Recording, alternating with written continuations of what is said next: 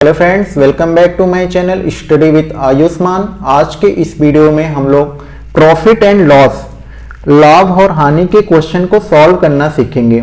तो आइए सबसे पहले हम लोग समझते हैं प्रॉफिट एंड लॉस में कौन कौन से टर्म्स होते हैं। तो सबसे पहले क्रय मूल्य। क्रय मूल्य क्या होता है? दुकानदार किसी वस्तु को जिस रेट पर खरीद कर लाता है वह दुकानदार के लिए क्रय मूल्य कहलाता है। दूसरा विक्रय मूल्य क्या होता है? दुकानदार किसी वस्तु को ग्राहक को यानी कस्टमर को जिस रेट पर वह सेल करता है, बेचता है, वह दुकानदार के लिए विक्रय मूल्य कहलाता है। और तीसरा है अंकित मूल्य। अंकित मूल्य किसे कहेंगे? मान लेते हैं दुकानदार ने किसी वस्तु को खरीद कर लाया और उस वस्तु पर दुकानदार अपने तरफ से एक स्टिकर निर्धारित मूल्य निर्धारित करके स्टिकर लगा देता है, तो वह दुकानदार के लिए अंकित मूल्य कहलाएगा। तो ये तीन टर्म होते हैं। अब आइए हम समझते हैं दुकानदार को कब लाभ होता है, कब हानि होता है। तो लाभ के लिए जब क्रय मूल्य यानी कि जितने पर जितना खरीद कर लाया है दुकानदार और जब वो ग्राहक से ज्यादा पैसा लेगा तब वो जो है कि उसे लाभ होगा।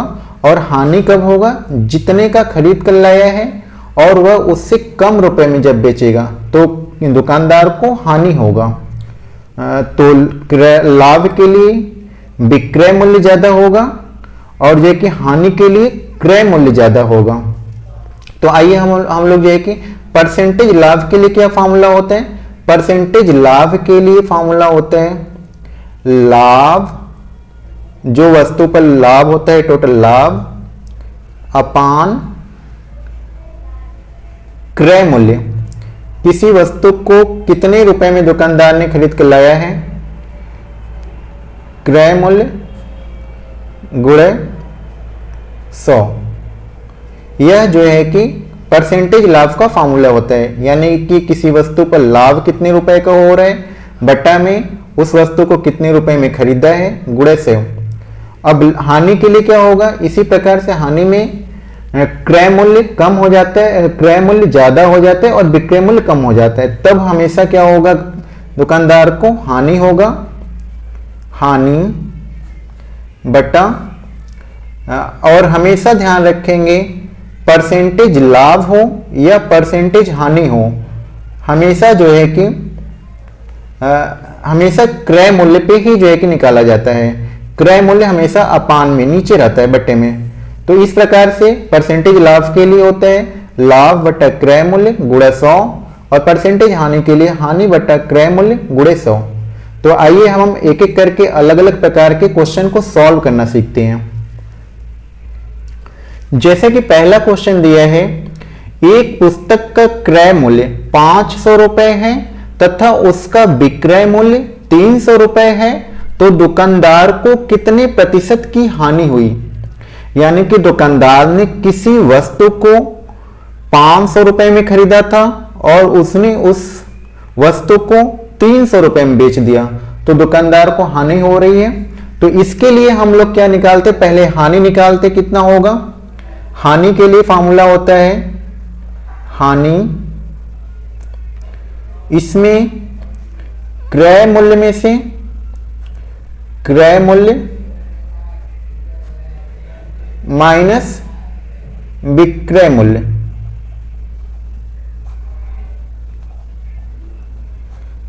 क्रय मूल्य को कॉस्ट प्राइस, तो इसको हम लोग सीपी से डिनोट कर सकते हैं, और विक्रय मूल्य को सेलिंग प्राइस कहते हैं, तो इसको हम लोग एसपी से डिनोट करेंगे। तो यहां पर क्रय मूल्य है 500 रुपए माइनस विक्रय मूल्य है 300 रुपए, इसको माइनस करेंगे तो 200 रुपए, यानी कि दुकानदार को 200 रुपए की हानि हो रही है। अब जब हमें परसेंटेज हानि निकालना हो तो परसेंटेज हानि के लिए हम लोग फॉर्मूला लगाएंगे। परसेंटेज हानि के लिए हानि अपान क्रय मूल्य गुणा में 100। अब इसकी हम वैल्यू पुट करेंगे। हानि हमें 200 रुपए की हो रही है और दुकानदार ने पुस्तक को 500 रुपए में खरीदा है, तो जितने में खरीदा हो तो क्रय मूल्य कहलाता है 500 रुपए गुणा 100। अब हम लोग इसको कट करेंगे, सॉल्व करेंगे। तो यहाँ पे 100 से कट करते हैं, 100 एक कम 100, 100 पचे 500। फिर से इसको सॉल्व करते हैं, 5 से कट करते हैं, 5 एक कम 5, 5 चौक 20 और 0। तो यहां पर जो है कि 40%,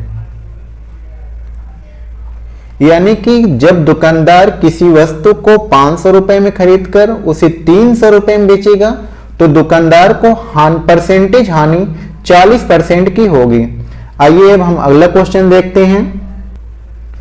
अगला क्वेश्चन दिया है 80 रुपए के किसी वस्तु को 100 रुपए में बेचने पर कितने परसेंट का लाभ होगा। तो यहां पर हमें अब लाभ निकालना है, तो हमें देखना है लाभ के लिए होता है विक्रय मूल्य हमेशा ज्यादा होगा, तो विक्रय मूल्य की वैल्यू लिख लेंगे, विक्रय मूल्य यानी कि एसपी सेलिंग प्राइस बोल सकते हैं, माइनस क्रय मूल्य कॉस्ट प्राइस सीपी। तो यहां पे विक्रय मूल्य कितना है, 100 रुपए में बेचा जा रहा है, तो 100 माइनस क्रय मूल्य कितना है, 100 रुपए 80 रुपए में खरीदा था, 80 रुपए इसका दाम था। अब इसको माइनस करेंगे तो 20 रुपए हो जाएगा। अब हमें परसेंटेज लाभ निकालना है। जब परसेंटेज लाभ निकालना हो तो लाभ जो होता है, लाभ को ऊपर लिखते हैं, अपान में क्रय मूल्य हमेशा होता है। हमें याद रखना है परसेंटेज लाभ परसेंटेज हानि में क्रय मूल्य पर ही निकाला जाता है और क्रय मूल्य हमेशा नीचे होता है। तो लाभ हुआ था 20% का, क्रय मूल्य है 80 रुपए गुणा 100। अब हम लोग इसको सॉल्व कर देंगे, तो इसको हम लोग 20 से कट करते हैं, 20 एक कम 20, 20 चौक का 80। अब 4 से इसको कट करते हैं, 4 एक कम 4, 25 चौक का 100। तो जब हम लाभ की बात करेंगे तो 80 रुपए की किसी वस्तु को 100 रुपए में बेचने पर हमें 25% का लाभ होगा, 25% का लाभ होगा।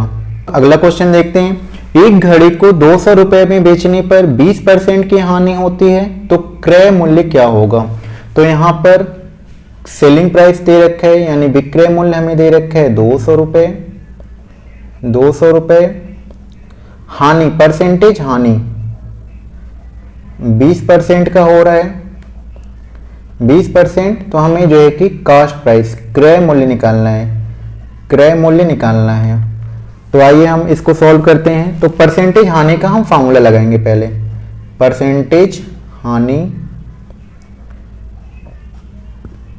हानि हमें कब होगा, किसी भी वस्तु को हम यदि जितने रुपए में खरीद कर लाते हैं उससे कम की रेट में बेचते हैं तो जो है कि हमें हानि होगा। तो यहां पर क्या फॉर्मूला होता है, सीपी माइनस क्रय मूल्य में से विक्रय मूल्य को घटाने पर हमें हानि मिलता है, अपान सीपी गुणे 100। तो यहां पे परसेंटेज हानि परसेंटेज लॉस बराबर क्या हो जाएगा, सीपी माइनस एसपी अपान सीपी। हम यहां पे वैल्यू पुट करेंगे, 20% का हो रहा था हानि। अब यहां पे सीपी अपन सीपी कर लेंगे, आसान करने के लिए सीपी अपन सीपी कर लेंगे, माइनस एसपी जो है कि 200 है, सेलिंग प्राइस 200 है और सीपी हमें निकालना है, गुणा 100 है। यहां पे गुणा फॉर्म में है तो इधर जाएगा तो डिवाइड हो जाएगा, तो यहां पे डिवाइड हो गया। अब इसको हम लोग सॉल्व करेंगे, तो 20 एक कम 20, 20 पंजे 100, तो 1/5। अब यहां पर इसको सीपी सीपी कट हो जाएगा, तो 1 माइनस 200 बटा सीपी हो जाएगा। अब माइनस 200 बटा सीपी को इधर लेकर आएंगे, तो यहां पर जो है कि 200 अपान सीपी इक्वल टू 1। अब इस 1/5 को इधर लेकर आएंगे, माइनस 1/5। 5।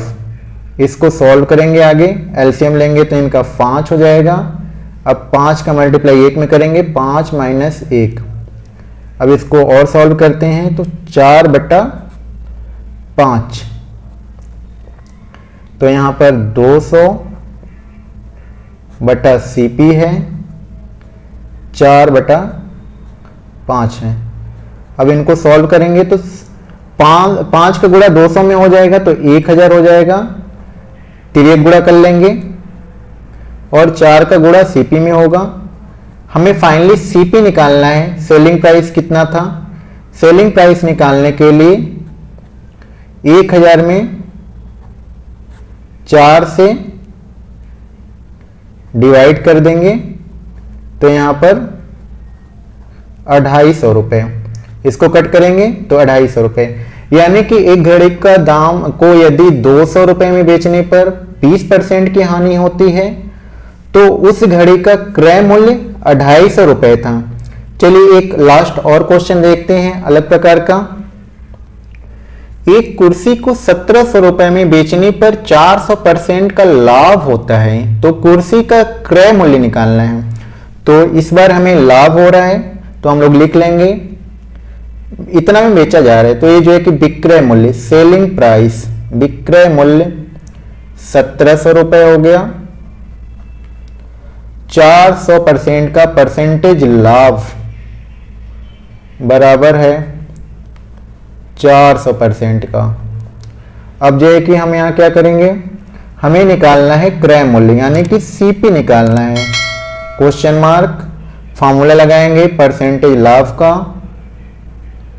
परसेंटेज लाभ, लाभ का बहुत होता है जब हमारा सेलिंग प्राइस यानी किसी चीज को हम बेचते हैं यदि वह ज्यादा होता है, सेलिंग प्राइस माइनस इसमें करेंगे कॉस्ट प्राइस यानी क्रय मूल्य को माइनस करेंगे अपान, हमेशा कॉस्ट प्राइस क्रय मूल्य हमेशा नीचे होते हैं, तो ये क्रय मूल्य कॉस्ट प्राइस हो गया।